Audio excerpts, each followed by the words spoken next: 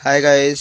Business करने के लिए आपको खुद मोटिवेट रहना पड़ेगा, क्योंकि दूसरों से आप सिर्फ कुछ दिनों तक मोटिवेट रह सकते हैं। आप जिस चीज़ पर ध्यान केंद्रित करेंगे वो चीज़ हमेशा बड़ी होगी, चाहे वो समस्या हो या समाधान हो या लक्ष्य हो। हमारी ज़िंदगी हमारे हाथ में है।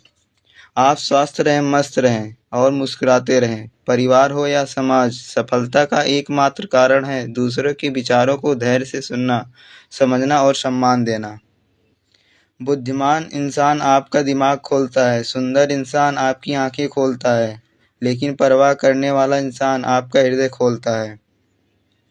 जीवन एक अवसर है, श्रेष्ठ का श्रेष्ठ बनने का, श्रेष्ठ पाने का है।